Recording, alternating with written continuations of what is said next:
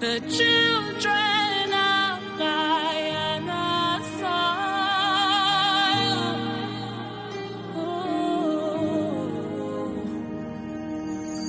Oh, great is the task that thou hast given, thy will to show, thy truth to find, to teach ourselves that we are one in thy great universal mind.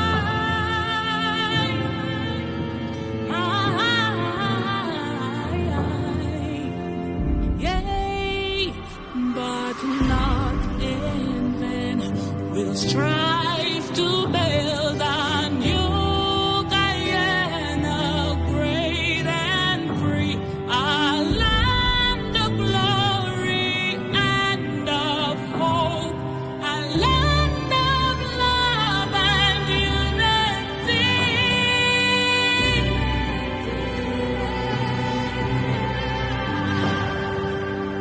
Yea, oh children of Guyana, rise, rise up and sing with happy tears, and bless the land that give you birth, and vow to serve her through the years. For Guyana's sons and daughters can be. To serve her, oh, and vow to serve her through.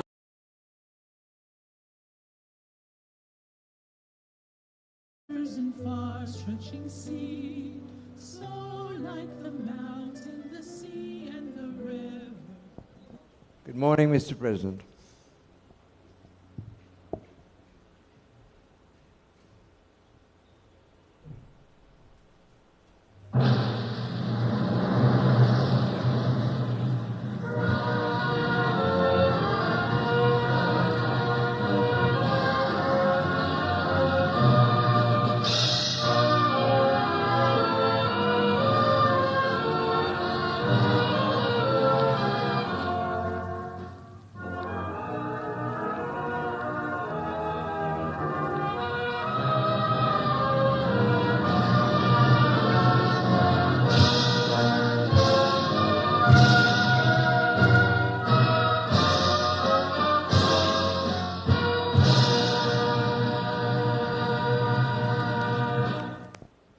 Good morning and welcome to the Presidential Press Conference. You may be seated.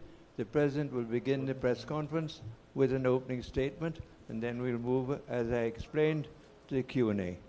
Mr. President. Thank you very much, members of the media, and by extension, all Guyanese, good morning. This morning I intend to spend some time speaking about the first half of 2023, the performance of the economy in our country in the first half of 2023. In my previous press conference just a while ago, I positioned Guyana's development in the global context, and I shared with members of the media the global and regional realities through which our development and our advancement is taking place. At that press conference, I also laid out the clearly defined strategy of the government of Guyana in tackling important global issues. I also outlined some of the results as a result of the policies we have implemented since assuming office in 2020. As you know, since assuming office, we have pursued a path of inclusionary democracy, one in which we sought to redefine the narrative about Guyana and the frame of Guyana, as at that point, our credentials, our democratic credentials, our credentials in relation to the rule of law was completely lost because of a group of persons who took it upon themselves at the expense of all of Guyana to rubbish democracy, the will of the people, and the rule of law. And we embark on a task of reshaping and rebuilding the image of our country and presenting Guyana as not only a democratic state that abides by the rule of law, but by action and policy formulation, present Guyana as a viable, sustainable economy worthy of every investment. Today, we are seeing that rebranding and positioning of Guyana and a policy framework that we have pursued, bringing tremendous results for us as a country and as a people. Today, every single international forum requests the presence of Guyana. We are playing a lead role in many institutions, and on all the important issues, Guyana is at the table. We are not a country pursuing a future of oil and gas. We are a country pursuing a balanced, holistic, diversified portfolio that will see sustainability and resilience of our economy, our country, and our people.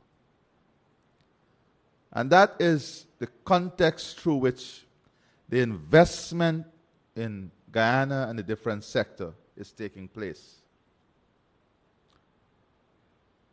And as a result of this wide approach, this holistic approach, in the first half of 2023, real GDP grew by an estimated 59.5%. In the first half of 2023. But important to note is that the non-oil economy grew by 12.3% in the first half of this year. And this is as a direct result of the policy matrix of the government and the country. Investing, reigniting the traditional sectors, and expanding our economic footing. And I'll give you some examples briefly. Later today, the Minister of Finance would release the complete document in relation to the half-year report. The sugar industry, and let us look at agriculture as a sector, first of all. Agriculture, forestry, and fishing. These were sectors that were completely destroyed in the 5 years of the last government. Forestry was in a state of bankruptcy. They did not have resources to pay the staff in forestry. We took that. We took an agricultural sector that became burdensome on the backs of the farmers, with taxes, increases in taxes, D&I fees, no support in capital investment in drainage and irrigation, the most critical impetus for agricultural production. We took that and we transformed it. So agriculture, forestry, and fishing expanded by an estimated 7.6% in the first half of this year. When compared to the first half of 2022, the sugar industry grew by 30.1%. And as you know, we are fully committed to the sugar industry, the revival of this industry, and the integration of this industry in the local economies in the regions of our country. I don't have to remind you what was the state of sugar between 2015 and 2020. I don't have to remind you as to who closed the industry down. I don't have to remind you about who sent home thousands of workers. I don't have to remind you of these things. I don't have to remind you about who reopened the industry in the first 100 days in office. So those who are masquerading around as promoters and defenders of the sugar workers are masked in their banditry of destroying the industry. They are masked in their banditry of destroying the industry. Because these are the open masked individuals who stood in Parliament and criticized our defense of this industry and keeping this industry alive. Today, after raiding the workers, their life and their livelihood, they have the audacity, I can't use integrity, they have the audacity to claim love for the workers. It is what I term open banditry. That is how I term it, open banditry. Just imagine, I give you an example. The man who comes as a bandit and rob you is then coming to tell you, I will find the robber for you. We have to be far more serious about our lives and our livelihood than to accept this level of deception and dishonor. Because that is what it is. And we have to call it for what it is. It is deception and dishonor. The rice industry in the first half of this year, when compared to 2022, grew by an estimated 3.2%. And we're seeing the steady growth of the industry because of the continuous investment in drainage and irrigation, the fiscal incentives, the increase in the use of technology, the expansion of research and development, and the opening up of new lands. Other crop sector is estimated to have grown by 9.4% in the first half of this year. The livestock industry, and you all know because we have dealt with this as a sector by itself, would have grew by an estimated 9.4% in the first half of this year. The poultry sector. And this growth is really demonstrating how successful the policies and the policy formulation and the government agenda, Guyana's agenda and development, how successful it is, how the model is delivering results. And that is what is important. At the end of the day, results is what matters.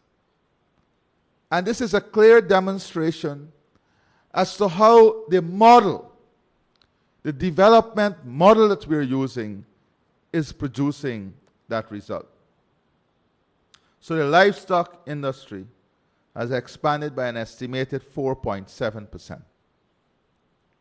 The forestry sector, the forestry industry, this is an industry that was in total ruins. Fortunately, this industry was completely shut down.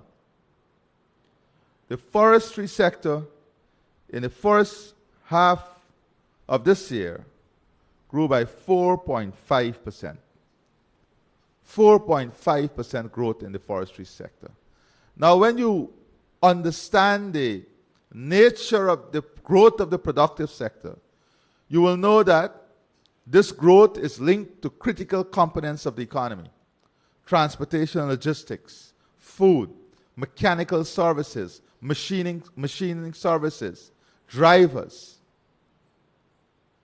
So that growth would translate into the development and advancement of other sectors and areas of our country.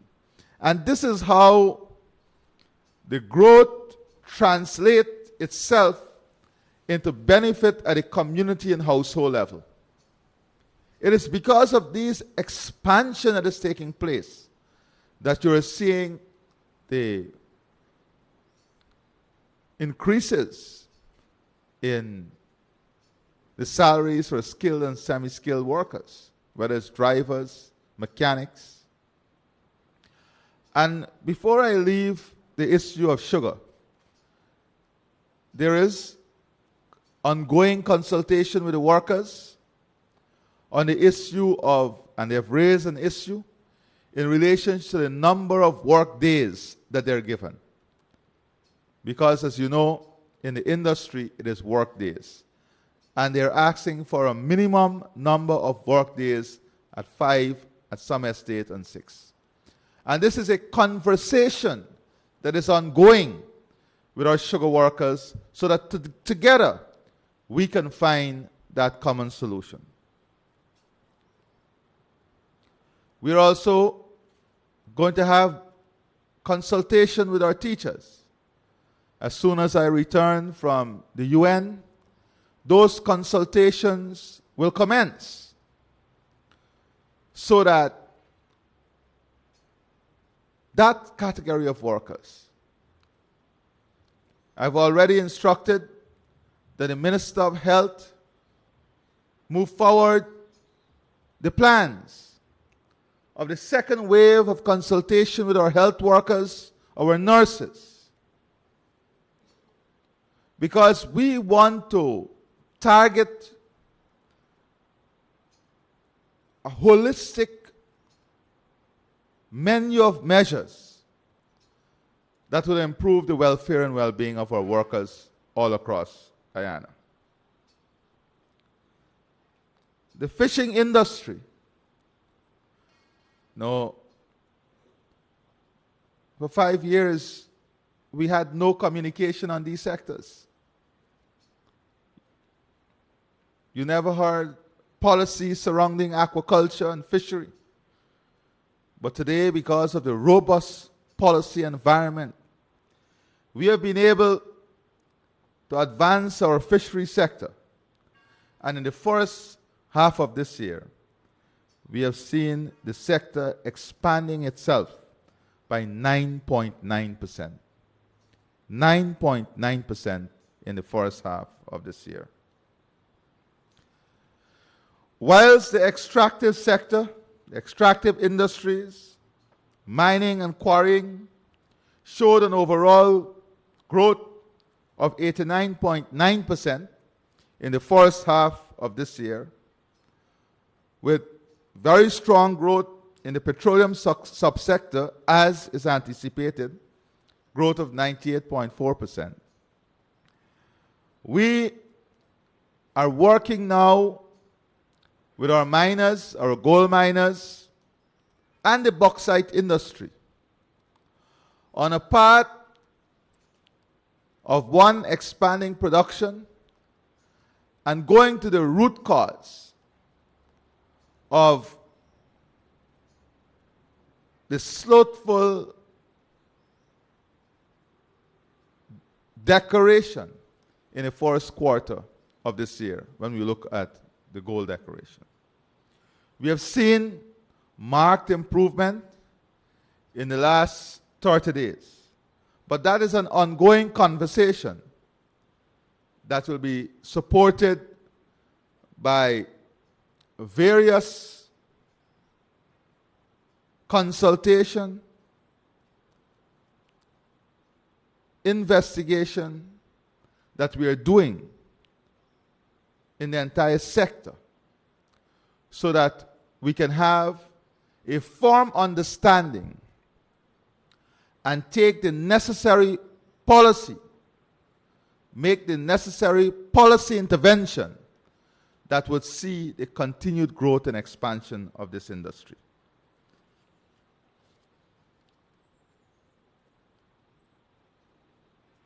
Therefore, in the extractive industry, the sluggish nature of the growth or the slow growth in the first quarter, not in keeping with the projected growth, will be addressed. That is for gold and bauxite. Notwithstanding the tremendous support that we have brought back to mining, bauxite and gold, as you know. And I would say that in my consultation with the miners, they are fully committed to this task and they understand what is required and they are very, very supportive. And I would say grateful for the intervention of the government of Guyana in revitalizing their industry. On the other hand, mining and quarrying, the mining and quarrying industry, when we came into government, quarrying was virtually dead. The production was at an all-time low, even when compared to 2015. We have been able to bring the necessary measures and fiscal incentives to stimulate back this sector to the extent that in the first half of this year, other mining and quarrying grew by 45.2%. Looking at sand, and this is expected to even grow faster and further.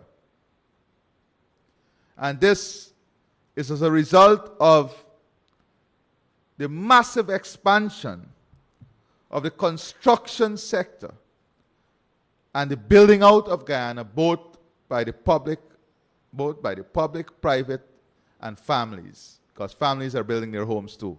Right, Marcella? In manufacturing, services, and construction, we have seen tremendous expansion also. The manufacturing sector is estimated to have grown by 17.7%.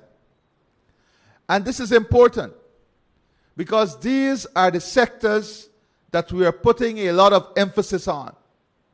And the manufacturing sector grew by 17.7%, driven largely by increases in the manufacturing of wood products, fabricated metal products, non-metallic products, paints, and plastic products. Those categories would let you understand that the growth is not only at the macro level. The growth is at the household level and at the community level, driven by a very strong, robust, and accelerated housing program of the government of Guyana.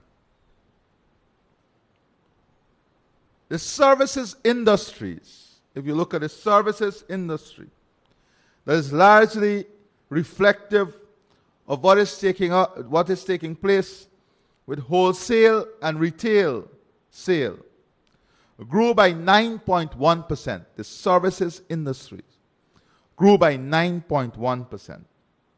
And the construction sector, as I said earlier, which is reflective of what is taking place in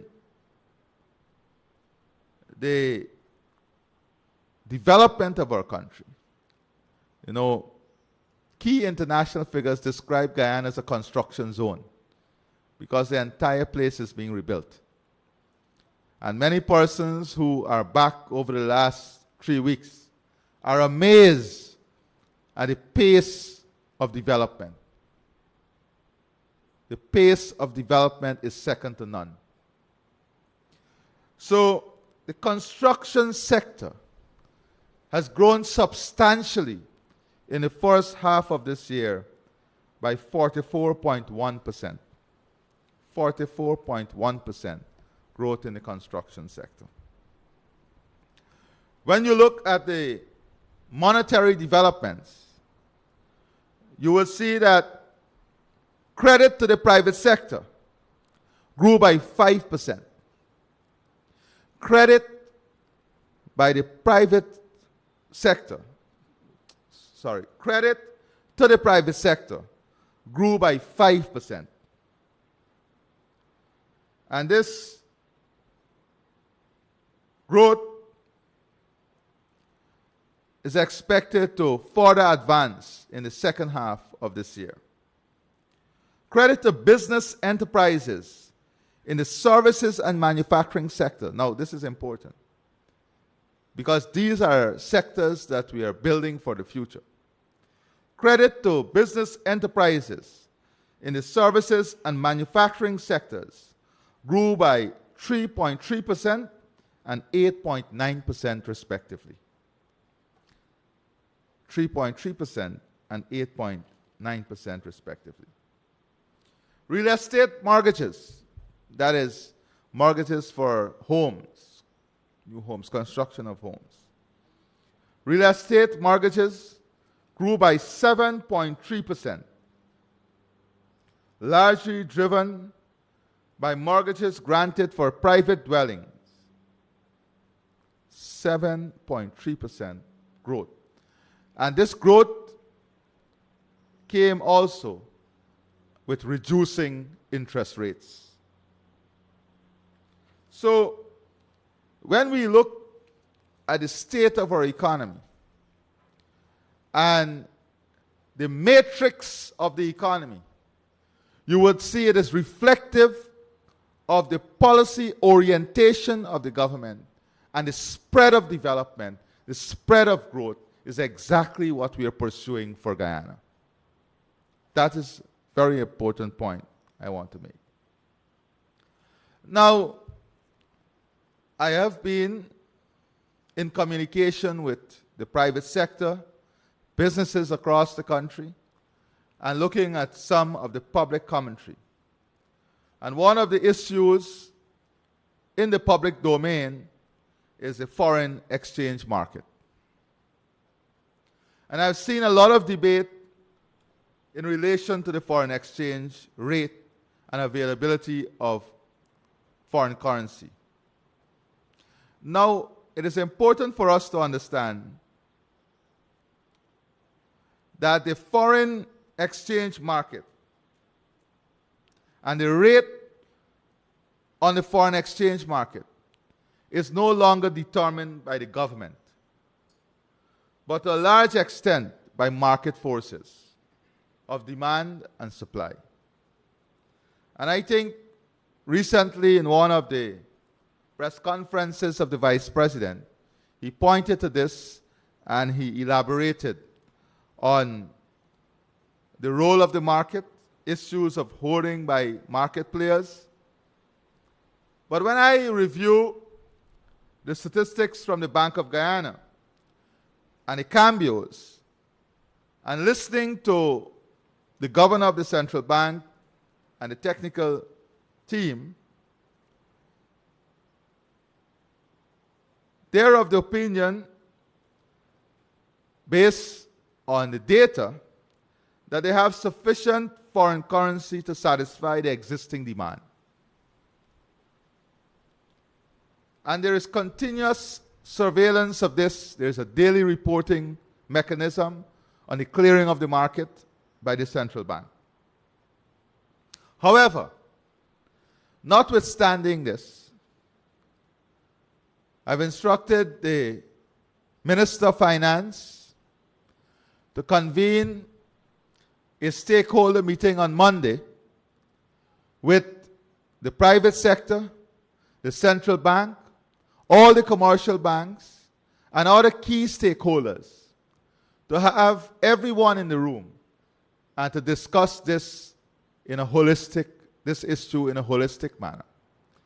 And to bring to me a report based on those consultations so that we can further examine this matter. That meeting is scheduled for Monday.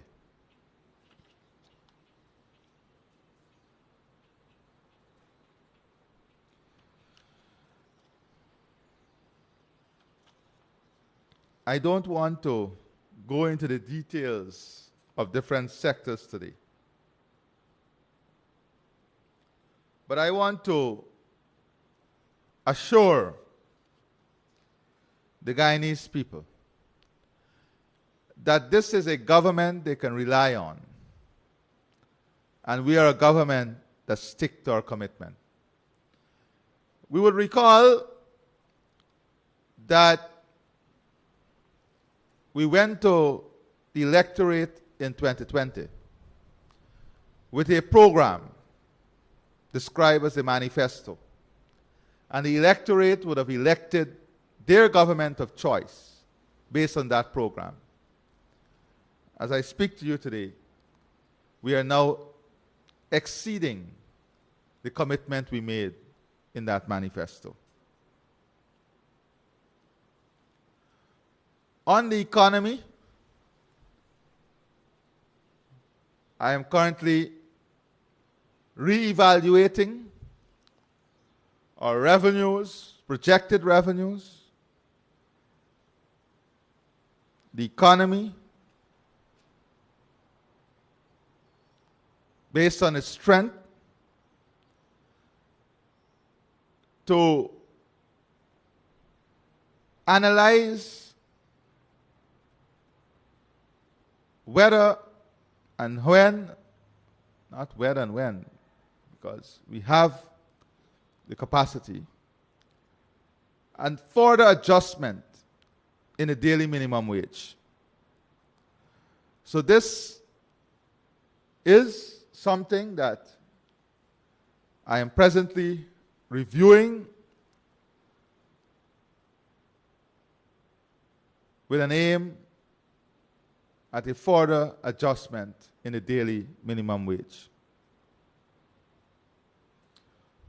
Also reviewing the absorptive capacity at further advancing liquidity in your pocket, if I may put it that way, by an adjustment in the tax threshold. This is another issue that I would say is on the front burner of consideration. We are analyzing the numbers and ensuring that whatever we come up with is in keeping with the sustainability of our economy, because that is what is important. On the issue of democracy, as I said earlier, we have been able to strengthen our democracy, our democratic creed, if you want to put it that way, and restoring power to the people. And I see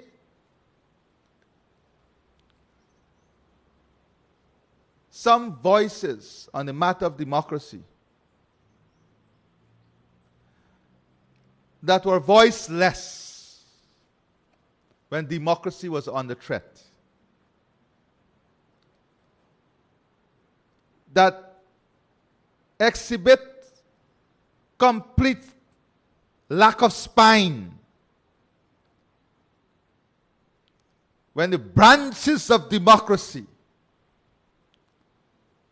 were being tenderized to be broken. suddenly, the voices in the wilderness, some, has been reawakened. And guess what? I'm happy. Because that is when you know democracy is alive and well. When those voices are no longer afraid to come out of its wilderness and find a place in a free, open, and democratic society without fear, then you're happy because you know, once again, democracy is alive and well. But what defies logics, again, is just like the sugar workers. Can you imagine the APNU AFC wanting to lecture you on free and fair elections? Imagine the architects of rigging and the custodian of the new numbering system and new mathematical analysis wanting to teach the forces of democracy about democracy. Man, if this is not open banditry, what it is. And sometimes when you call it for what it is, those who are guilty are upset. But that is how frank discussion sometimes emerge, you know. So our credentials on democracy cannot be questioned because we have always been on the right side of democracy. And I owe it to have the custodians of democracy and those who fought for democracy have that award. On October the 5th, the Democracy Award will be announced and unveiled in Guyana on October the 5th. The awards would have come, should have come earlier this year, but we are currently in the production, the design and production. Design is completed, the production of those awards. The necessary gazetting to have this award listed as part of our national collection of awards will be done. And on October the 5th, in honor of those who stood up with spine, with character, with dignity, their country shall stand them up tall in the eyes of the world and society. And if you look at the Freedom of the World report, you would see the strides that we're making in terms of our democratic credentials. And you would also see how impactful rigged elections, an attempt to rig and derail elections in democracy is on the credentials of a country. And we, since 2020, are fighting to overcome that stigma that was placed on Guyana, that was those. And if you want to understand how impactful it was, even the United States, when you look at 2013 to now, in the same report, they had a huge decline in their democracy setting by almost 10 points relative to 2013. And that was because of what took place after the elections. And that is a superpower. Imagine a country like Guyana, the translated impact, and what we have to work on rebanding and rebuilding. And this has been the fortunes of the PPP civic government from 1992. In 1992, the restoration of democracy, we had to work to rebuild a bankrupt country with nothing. But this is the good fortunes of the PPP, to do the heavy lifting. And we're always prepared in the People's Progressive Party civic government to do the heavy lifting.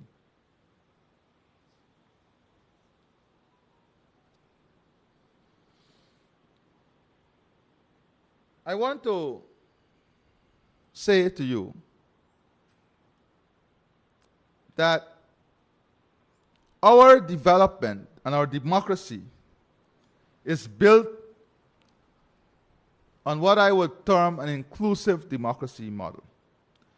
And Article 13 of the Constitution speaks to what inclusionary democracy is. Our development in Guyana and the development path we are pursuing is not ideological. Let me be very clear. It is not ideological, but it is structural, pragmatic, and in service to the people. It is structural, pragmatic, and in service to the people.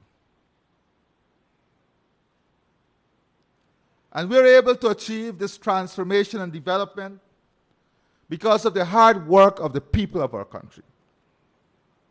And I want to celebrate them for working tirelessly in the ongoing transformation. Indeed, we are seeing a new culture developing. Our people are working in some sectors around the clock. Our workers, our contractors, our road builders are working throughout the night so that we can optimize our productive capacity, given the fact that we already have a shortage of labor.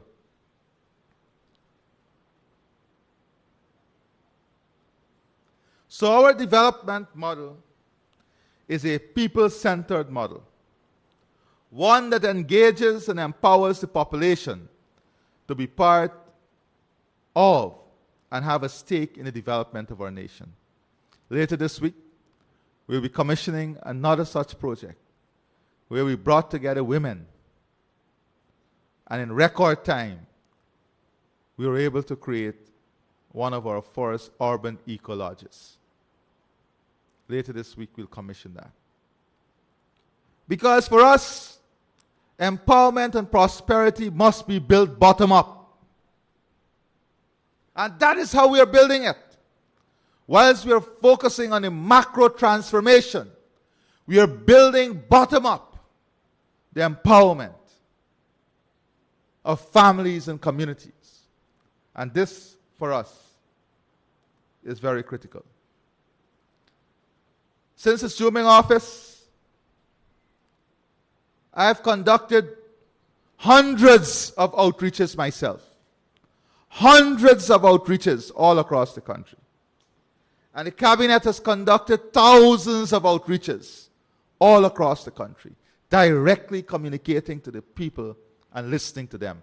That is what inclusionary democracy is about.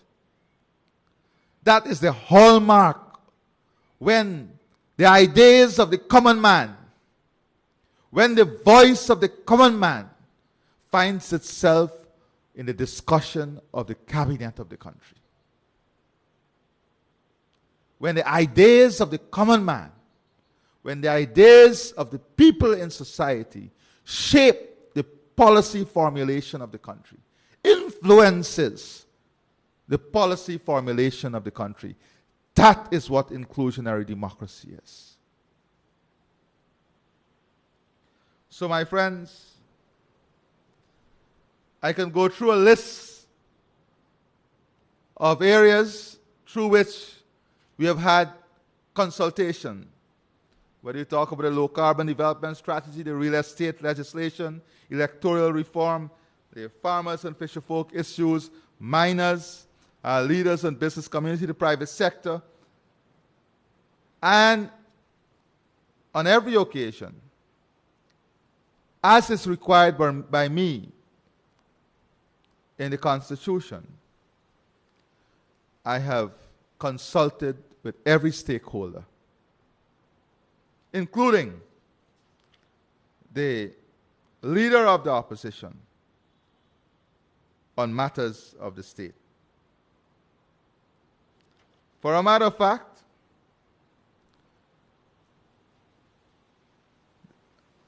I formally reached out to the leader of the opposition on 8 occasions between April 2022 and June 2023 in relation to fulfilling my duties in accordance with what the Constitution requires. So you would not find me wanting when it comes to fulfilling my constitutional mandate, because I believe strongly in constitutional rule and upkeeping the Constitution of our country. I have a lot to say, but I'm going to try to limit by wrapping up on a few key issues. There are a number of upcoming events that are key for us. As you know, in the coming days, I'll be in Washington, D.C., having very key and important meetings with critical stakeholders in the Congress and the State Department, the private sector, universities, including the Defense University, War College, and presentation at the OAS. All of this is part of what is a high-impact schedule in Washington. Also coming up is UNGA, and we'll be presenting at the United Nations on key issues including climate services, climate financing, advancing on development of the carbon market, advancing operations in the loss and damage fund, our responsibility in the Security Council. We'll be participating in the Climate Ambition Summit, the Dialogue on the SDG Summit 2023, the high-level meeting on pandemic prevention and preparedness, high-level meeting on universal access to health care, and of course, tons of bilateral, including heads of state and the UN Secretary General. I'm also expected to be the keynote speaker at the International Forum on African Caribbean Leadership, and we'll have engagement with the Council of the Americas and its membership. Guyana is showing leadership and presenting leadership on the issue of climate change. We'll host a side event on climate services and forests in collaboration with the government of UAE, and I went on to COP28 now. This event will be attended by many global leaders and major financial institutions, including multilateral institutions. Guyana has been appointed by the Commonwealth Secretariat to help build among heads of government consensus on the sustainable and regenerative use of natural resources to develop a blueprint for carbon credit, forest protection, and developing a coherent and consensual approach to COP28. Guyana and Gabon is leading efforts in this area.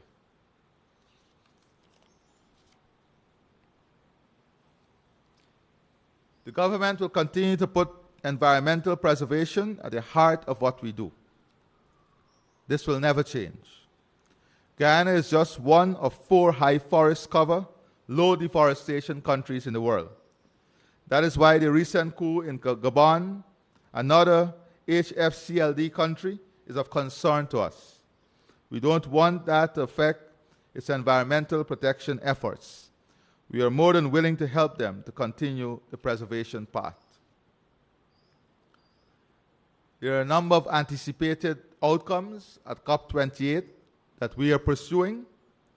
On adaptation, we want parties to adopt a strong framework for the global goal on adaptation, whether financial pledges to support adaptation fund, the least developed countries fund, and others. On climate finance, we want the developed countries to deliver on their commitment to provide $100 billion to the developing countries, and that they should show signs of accelerated pledge to make up for the shortfall in prior years. We are also pursuing major emitters to have strong commitment to emissions cut. We are looking at the major emitters to urgently put forward robust and ambitious climate plans and pursue stronger policies to cut emissions, including through action in sectors and methane to drive the transformation needed to limit temperature rise to 1.5 degrees Celsius. The advancement and development of carbon markets, Article 6 of the Paris Agreement. We are pursuing advancement of negotiations on remaining areas of Article 6, including the areas of forests and carbon markets. Advancing operations of the Loss and Damage Fund. One clear identification of ways to collect and fill the fund and disburse resources. Guyana urges that clarity needs to be provided in several areas, including who will be paying into the fund and who will be eligible to receive funding. These are some of the areas that we'll be pursuing at COP28. We are building a philosophy of government in a world 2030 and beyond. We are building a sustainable, resilient, and competitive Guyana in a world 2030 and beyond that will position Guyana ahead of time. So if I may sum that up, the work we are doing now is to position Guyana ahead of time in a world 2030 beyond. So, what we are doing now is aimed as positioning Guyana ahead of time. Positioning Guyana ahead of time. Positioning Guyana ahead of time. That is the goal of the investments and policy that we are pursuing. So by 2030, we will not be catching up the rest of the world. We will be positioned in the race and not in trials. The goal is to bring prosperity to every home, maintaining the democratic state and strengthening democracy, building global partnership, leading in food security, energy security, and climate security, reducing inequality, digitization and modernization that comes with improved governance, institutional strengthening, the building out of a robust IT infrastructure, the expansion of social services, healthcare, and the building of prosperity at the home level and at the community level. So that is a net effect of what we are pursuing. And that constitutes some brief remarks that I wanted to share before taking your questions. Thank you. Thank you, Mr. President. I'd like to acknowledge the presence of the Minister, Kwame McCoy, with us. And I particularly want to acknowledge the first presidential press corps appointed by the media themselves. So welcome. We will now begin the Q&A, and as previously briefed, we will begin in the front row, starting from left to right. You will ask one question, and then you can follow up with a second question. And we'll keep it going. Let's try and get in as many questions and answers as possible. So the first questioner. Your name and your organization.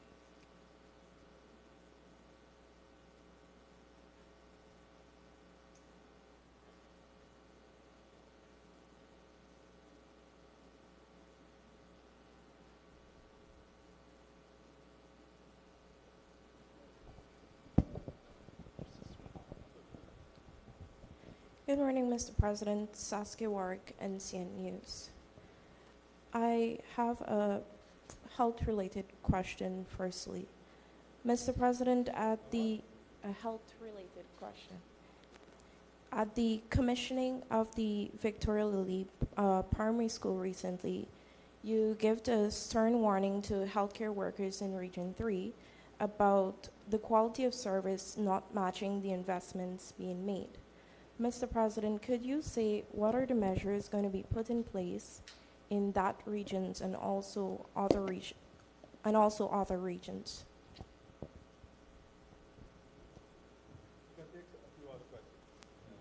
You want me to take more people? Next question.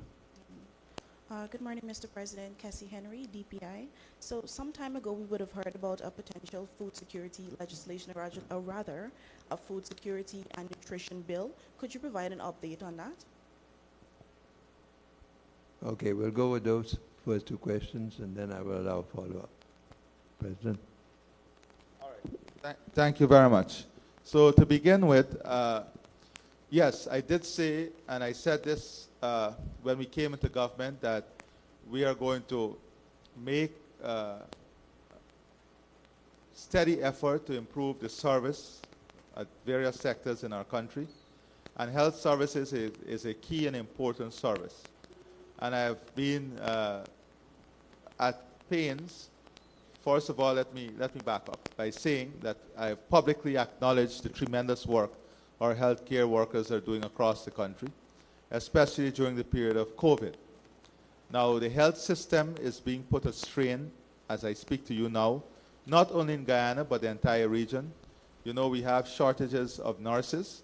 There's tremendous shortage of nurses, support medical workers, and now we are seeing a massive push for the hiring of even doctors now from the region to go to the UK and EU especially. So there's active, widespread, vibrant, and aggressive recruitment of healthcare personnel in the region as I speak to you now. And that is a concern for Guyana. That is a concern for the CARICOM region.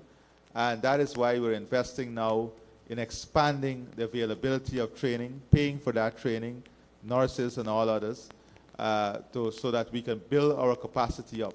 Because we may very well find ourselves in a position, and we are willing to work on this to help the rest of the region too, in a collaborative way, in the training of our nurses, healthcare workers, and others. So when I said in Region 3 that I was not satisfied, it was because of our community outreaches. And in our community outreaches, persons would have raised issues, some surrounding the infrastructure, some surrounding the way they were treated, the humanness, and some linked directly to shortage in the system of human resources. And I believe strongly, as I said there, that in being results-oriented, we have to hold people accountable. And we have to up our game. We have to up the level of service. We have to recommit ourselves. And that is why I said that in Region 3, we have had several complaints. And I've raised this with the Minister of Health. He has held consultations with the doctors, administrators, and all the health professionals in Region 3. And there is a clear strategy that is being developed now in helping us with monitoring, helping us to look at productivity, helping us to look at results. And I want all of these things in the future must play a part in the package that workers receive. If you look at Georgetown Hospital as another example, and see the shortage of nurses that they have and support healthcare workers, and to look at the type of commitment and hard work that they put in there. I myself would have gone there and observed the work and the level of commitment. So we have to have a system that rewards commitment and hard work.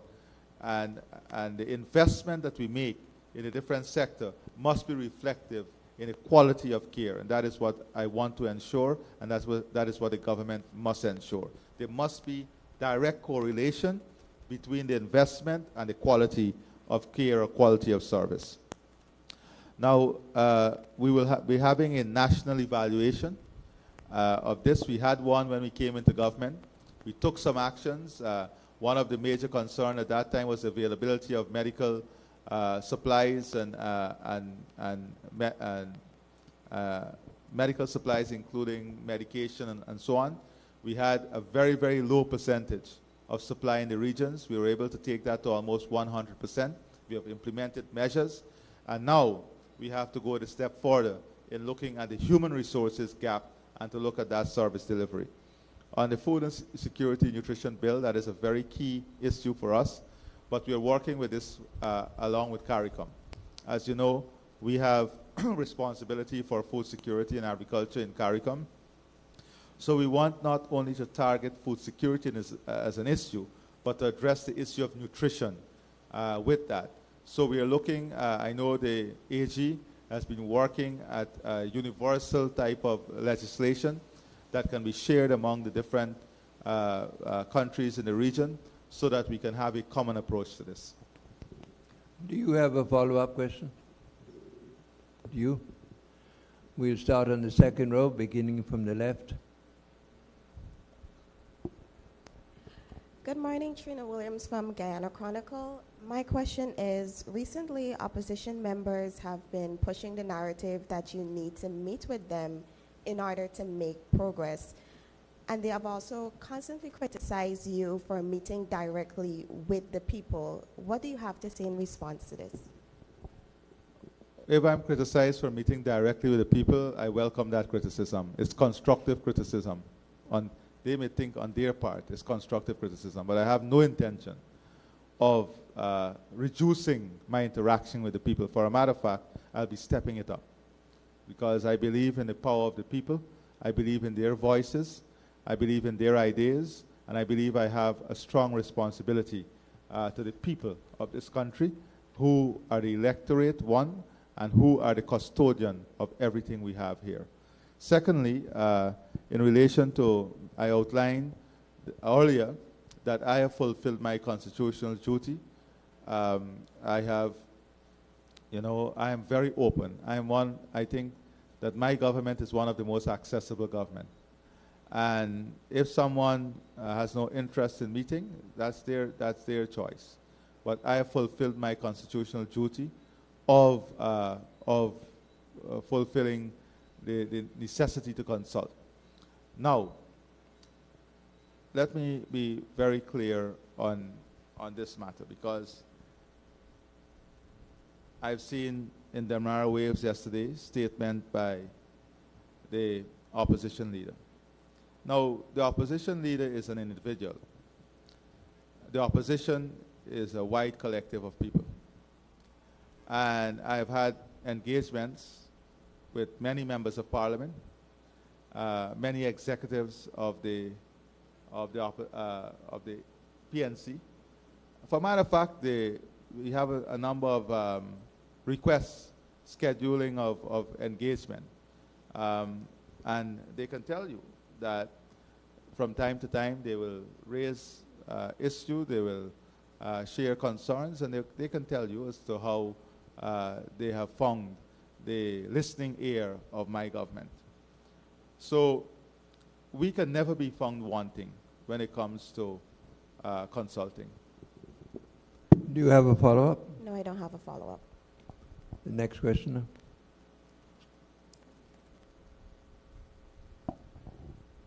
Mr. President, Dennis Shabral, Demara Waves. Sir, coming back to the question of inclusionary democracy, yesterday the opposition claimed that the government has not been appointing its representatives to state boards. Why is this so, if at all it is so? And how soon could we see inclusion of opposition representatives in state boards? Not only are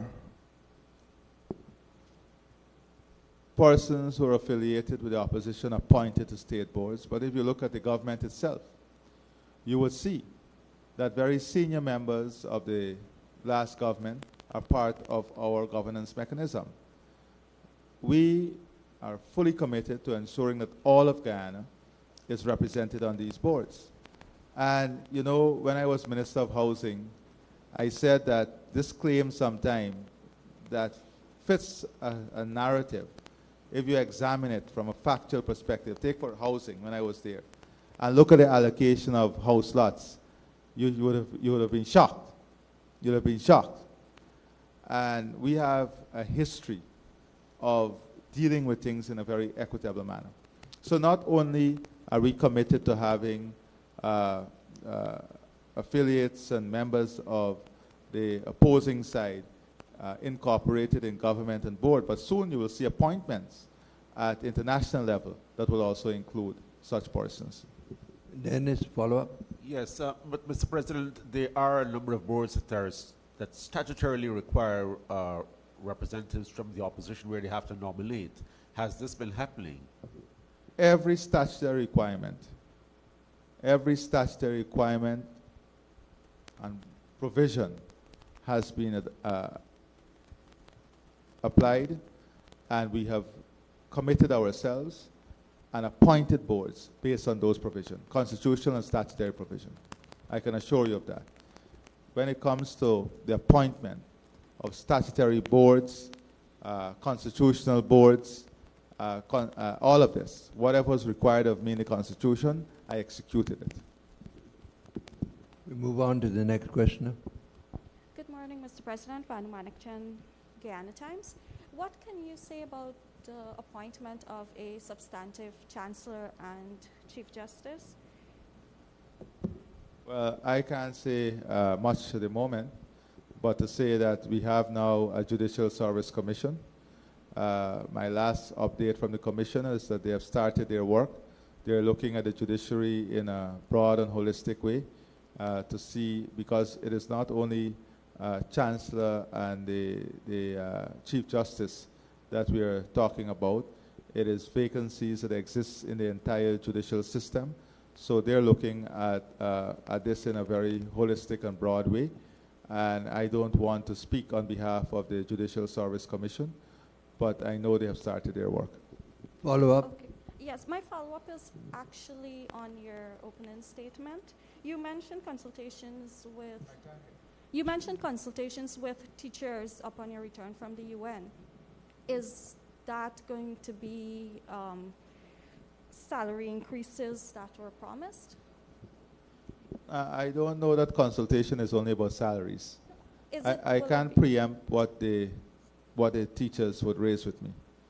But as you know, I have said before, like we did for the nurses, there will be the adjustment for teachers, but the consultations would be beyond that. Whatever the teachers raise with me, we'll be working together in finding and looking at the macro, having a macro view of what can be done, not only to improve them individually and collectively, but what they can do and how together we can strengthen the education system. For example, the issue of mathematics. I've asked the Minister of Education to come up with a policy within 2 weeks that we can pursue to improve our standing in mathematics. Will the unions... Hold on. Is this your follow-up? Thank you. Will Go ahead. the union be involved in those discussions? Perhaps you GTU. need to move the Okay, mask. so the union, you said, if the Yes. union, every Guyanese who want to be involved will be involved. My consultations are public, very open. Stabrook News. Marcel Thomas from the Stabrook News. Mr. President, you said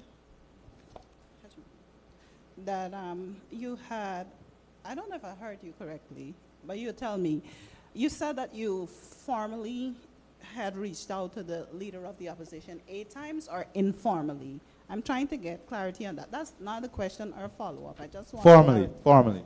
You formally did. I wanted to know Okay, if, now you can ask your question. yes. My question is, if you are now prepared to formally write the leader of the opposition, that is, write the leader of the opposition, inviting him for a dialogue on a range of issues, including the very constitutional reform. And if you can expound on those 8 formal meetings that you've had.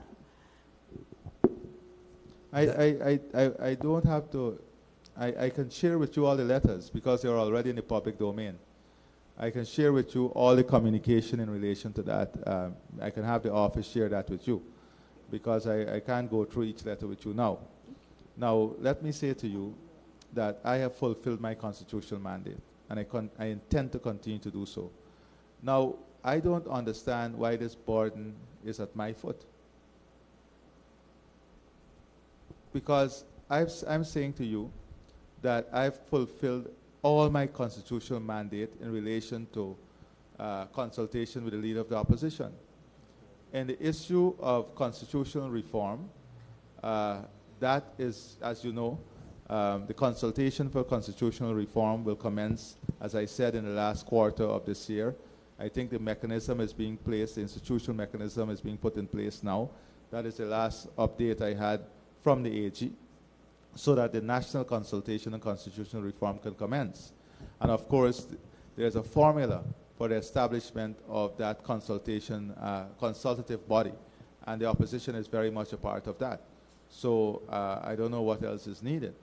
And as I said to Shabral and Dennis, everybody, you know, and not Shabral, mostly Gordon and Dennis, that, you know, what stops him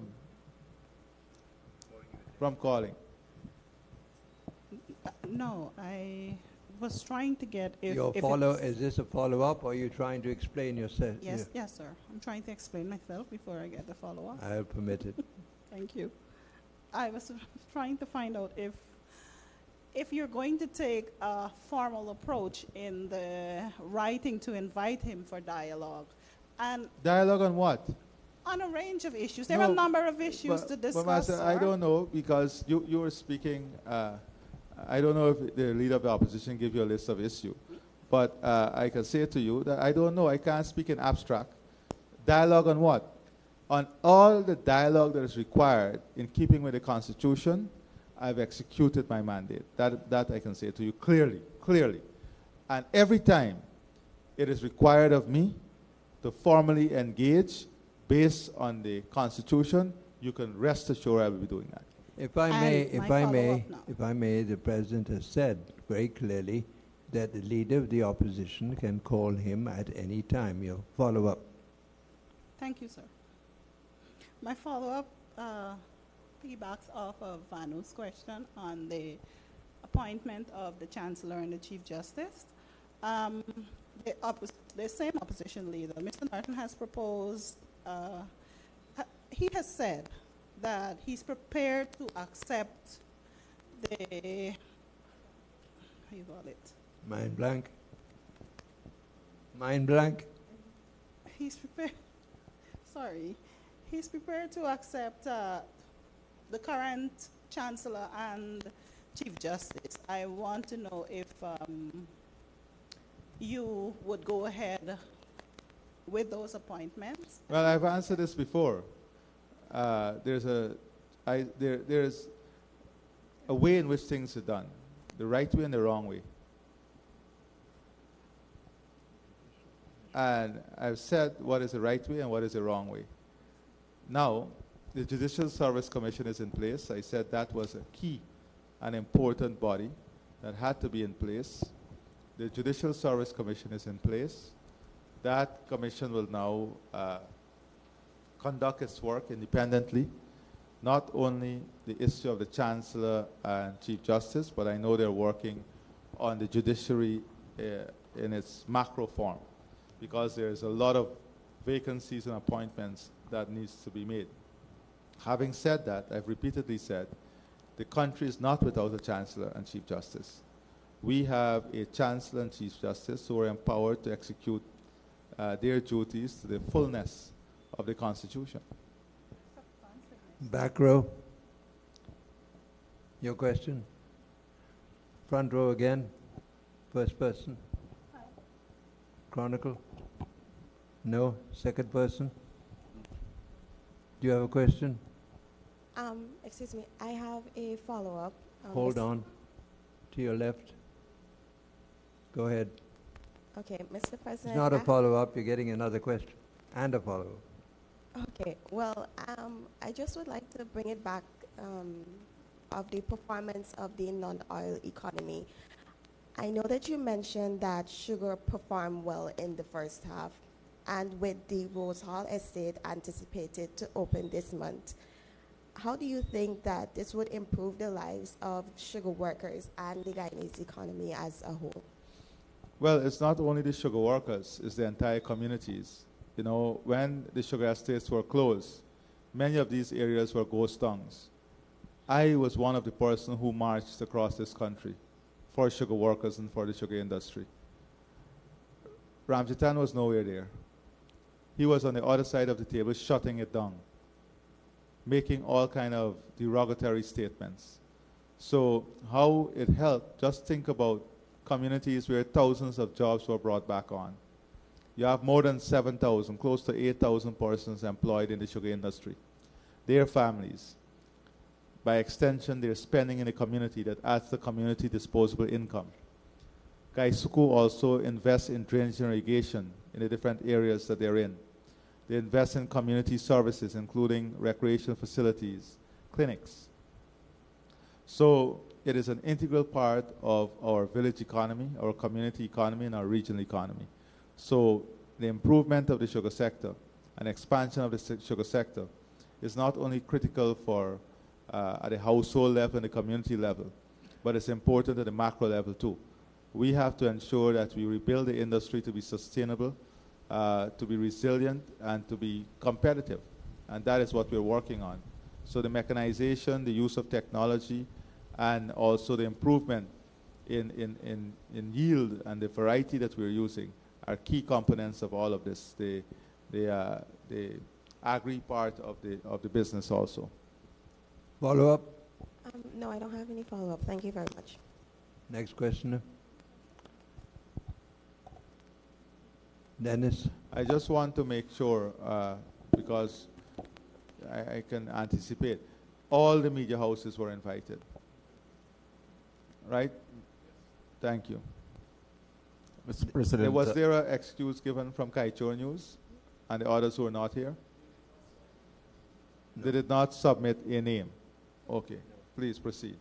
Go ahead, Dennis. Mr. President, in relation to the sugar workers now, why isn't Gaisuku transferring the sugar workers' monies from the STEPS pension scheme? And if you can allow me a follow-up on the previous question, please.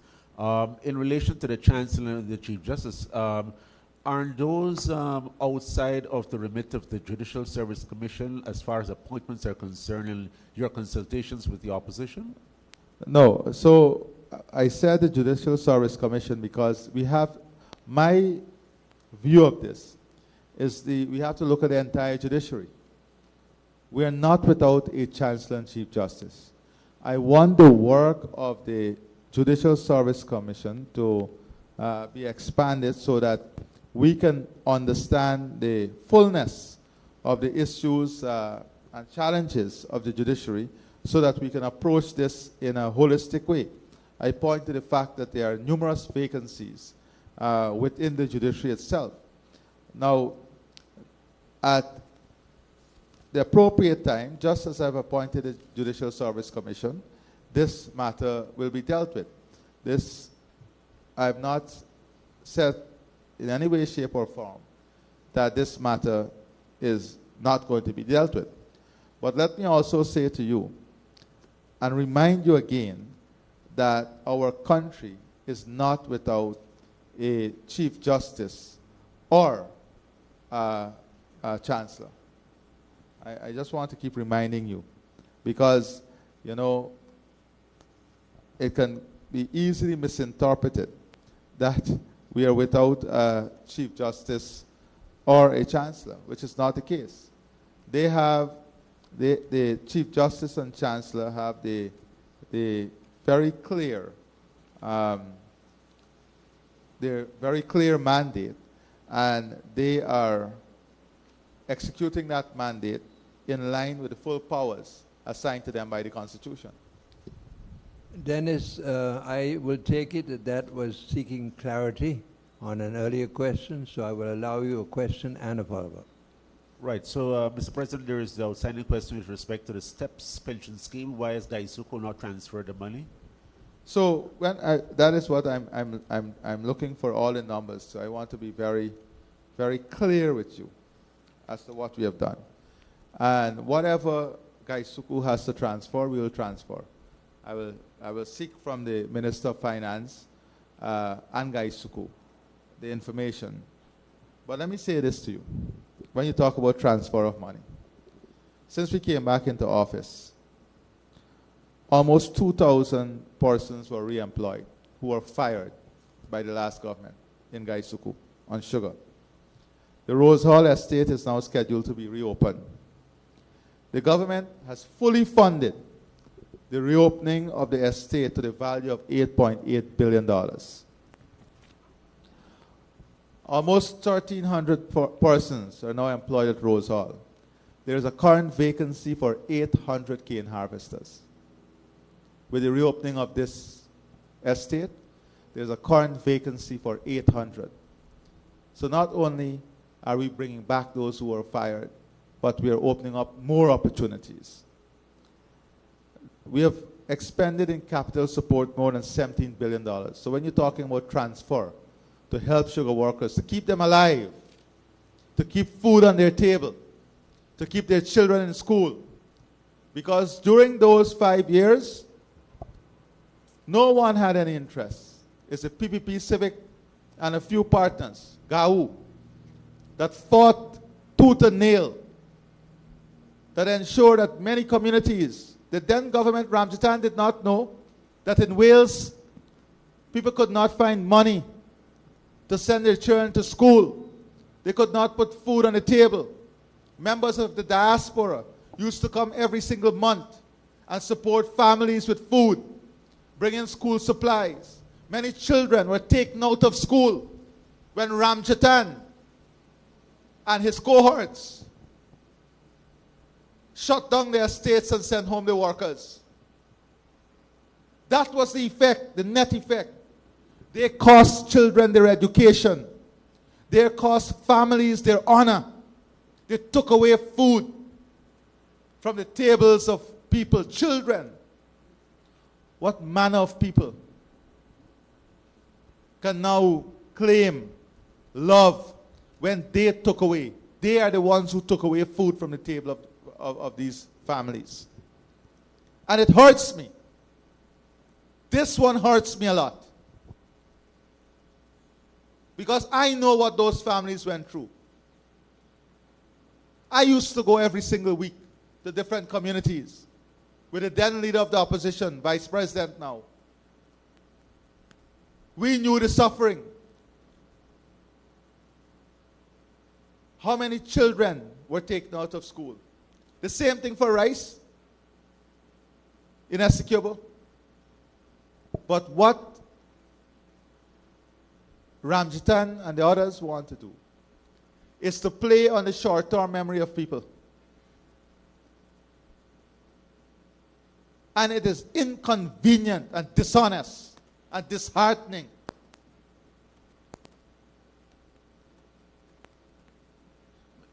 Let me go on. Upon the government returning to office, sugar workers were paid 5% retro. This 5% that was paid as soon as we came back in office was denied by the last government. More than $212 million, 5% we paid to the workers. They forgot that. They forgot that we went to court to defend them. They forgot that this was denied and the government paid this. The government has fully funded the wages and salary increases of sugar workers for 2021 and 2022. The 7% and 8%, that is more than $1.8 billion, almost $2 billion of salary increases for 2021 and 2022, the government has fully funded it. These are the facts. This is not the convenience of opportunism These are people who care. What you have from the opposition and some of them is a convenience of opportunism. That's how I put it. Not forgetting the $250,000 grant that was given to the workers that cost us more than $1.3 billion. The $25,000 cash grant. The 1,400 employees at IFLOT Estate last year, when I went to consult with them, received over $285 million because there was extended mechanical breakage in the factory that hindered production. More than close to 8,000 employees now we're supporting. If we were not in government, this would have been 8,000 families on the breadline. Let this 8,000 employees of Kaisuku understand this. If we were not in government, they would have been on the breadline. The community despair would have been there, but we have brought it back. And we intend to keep it, keep investing, and make sugar viable. So those are some of the things that we have done. Mr. President, well, hold on. it's a clarification. Hold on. Dennis, I've allowed you 2 clarifications already. Go ahead. Thank you. Mr. President, you have not answered the question why the money has not been transferred. No, I have answered the question. I have said to you that I'll examine this issue, and the Minister of Finance and Gaisuku would relate the circumstances. But I went on to tell you all that was transferred. Now you may wish to ignore all that was transferred. You may wish to ignore all that we have done. You may wish to ignore those who brought the industry on its knees, those who took away food from the table of the workers, those who caused children their education. You may wish to ignore that, but I cannot ignore it. Thank you. Dennis, I think you've had absolute clarity. Do you want to ask a follow-up question, which is entirely different to that? Yes, Mr. President, to follow up on the Chancellor and the Chief Justice. Time and again, your administration has observed that it has not been exactly satisfied with the number of the court rulings by the Guyana Court of Appeal, particularly in relation to the political cases, the no confidence motion, and some of the election-related cases. To what extent is that a consideration in you not wanting to readily appoint the... No. Let me stop you there. You're taking your assumption a bit far. Me not wanting to appoint a Chancellor and Chief Justice? But you have been critical of of some of the rulings, your administration. So show me... so democracy is a funny thing, eh? Democracy is a funny thing. We have not been only critical of some of the ruling. We have been vindicated. You forgot that. You forgot that there's a final court called the CCJ. And every time we have had an objection to a ruling, we did what was right in the eyes of the rule of law. We respectfully went to the CCJ. And I don't have to tell you the results. Fair enough. That's All right, around Dennis, the context of my question. Dennis, this is not a debate. So the President has answered your question. Next questioner. So Dennis, I've made it very clear to you. You, and the people all, we have democratic rights. Every time we had an objection with a ruling, we did what was right in the eyes of the law. We went to the CCJ. And the ruling of the CCJ are there for anyone to examine. Next question. Mr. President, can you tell us about the upcoming visit of the Emir of Qatar, as well as your recent meeting with officials from the Bank of America? What was your second question? Just put the mic closer to your mouth so I can hear you. I wanted to know about the upcoming visit of the Emir of Qatar, as well as your recent meeting with officials from the Bank of America. Right. Okay. So let me start with the second question. The meeting with the officials from the Bank of America is exactly what we're having every day. We are having every single major financial institution, every single major multinational business coming to our shores, looking at opportunities, looking at how they can contribute to the development of our country, looking at a space through which they can operate. So Bank of America came examining opportunities that exist here for them. They had meetings, elaborate meetings with the Minister of Finance. We raised with them exactly what is already in the public domain, that we do have an interest in one more commercial bank of international standing, preferably an American bank, international standing. You know, we are developing our market. Our market will become very, very more sophisticated in the future. The financial services will be much more robust. The financial services will be extended. So these major financial institutions are all coming. We had not only meetings with Bank of America, but we have a lot of ongoing meetings with Citibank and other banks across the globe. We, in the EMIR, as you know, we have been expanding our relationship with different countries. We have a very active bilateral engagement with the state of Qatar. The Emir is coming to Guyana to pursue and follow up on a number of initiatives that we have on the discussion, including investment, including support in oil and gas. They have already offered technical support. There are companies there that I think are participating in the ongoing auction. They have expressed a direct government-to-government interest in exploration. That is a government-to-government collaboration on exploration. They're working with us on some loans, and I know they are in the process of finalizing arrangement to establish a formal footprint here with an embassy in Guyana. If I can just follow up. Go ahead, but make it quick. We're coming to the end of our time. Can you say when the Emir is coming? And on the issue of the Bank of America meeting, in 2016, the bank had severed ties with Guyana, raising concerns about AML-CFT compliance. Was that issue brought up? Not 1 second of it. They were totally enthusiastic about Guyana, and they were gung-ho on Guyana. They were telling us about all the prospects they were seeing and how viable, and that has been the story of all the investors, all those who are coming. Now, sorry. You would be informed in due course on the exact arrangements. So when the Emir will be here, I mean, you would appreciate that there are some things that I would not want to discuss at the press conference, but that you will be quite engaged and knowledgeable about what is taking place. So, Mia, you will be concluding the conference. I will allow you one question and a follow-up. Thank you.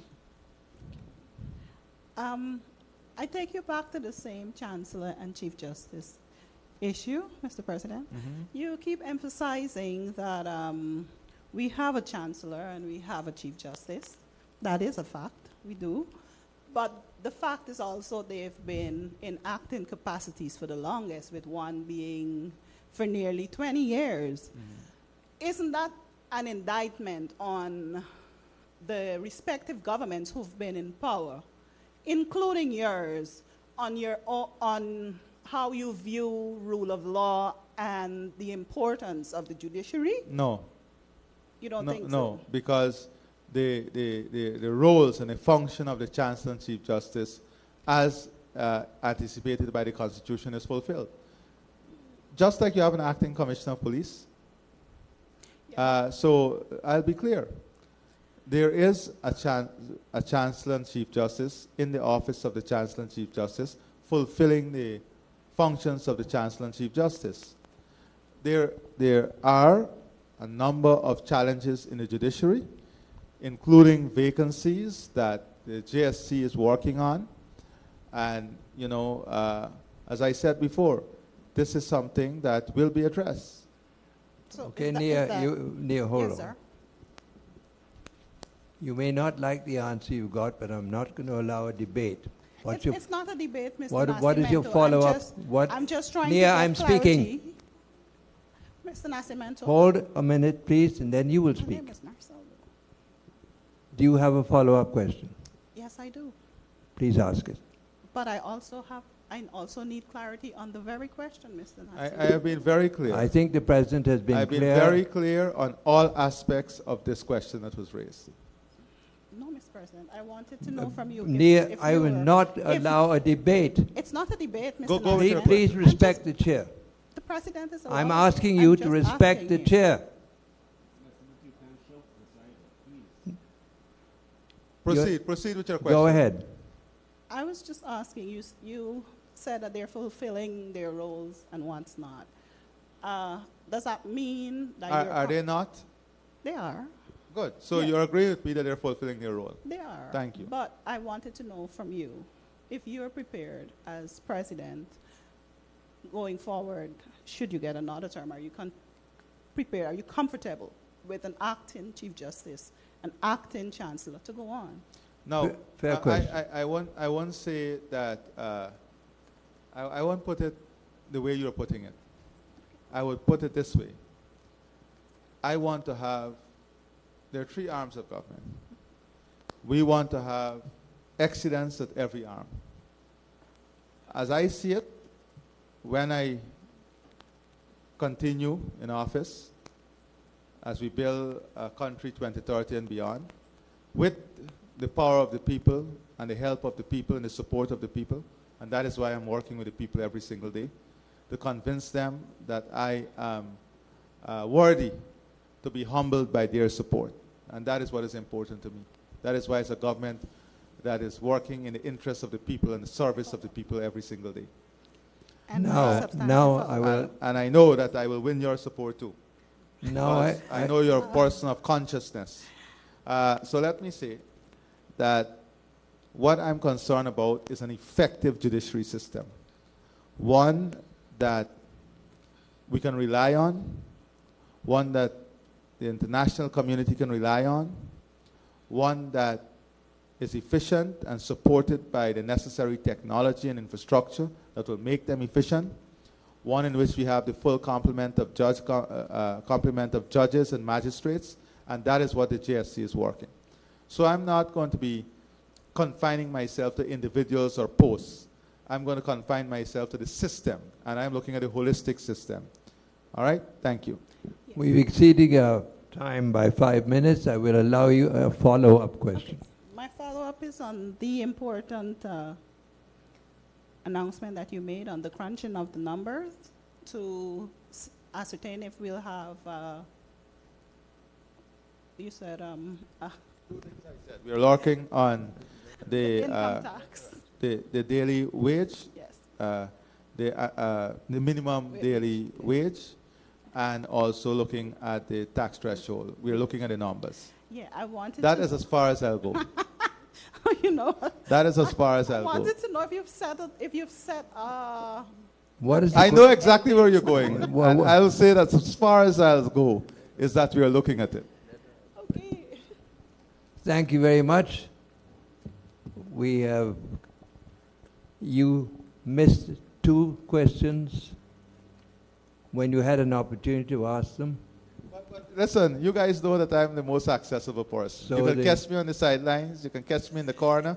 You can catch me anywhere. If the President will allow me, I will allow one more question. May I? Yes, go ahead. Thank you. And no follow-up.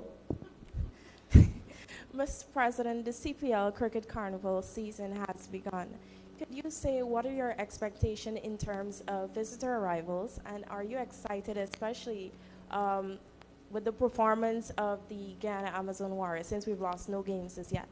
Good question. Very excited. Even more excited when we get the trophy. But let me say that it has been amazing. I don't know if I should say this, if I'll get in problems saying this, but well, then I shouldn't say it. But we have been in an embarrassing situation in terms of hotel rooms. We are completely out of hotel rooms. And we had major delegations that has to limit their stay in Guyana now because of the lack of hotel rooms. From a situation when we were building the Marriott where we were criticized and we were called all kind of names, to now where we are embarrassed because we don't have enough rooms. It tells a big story.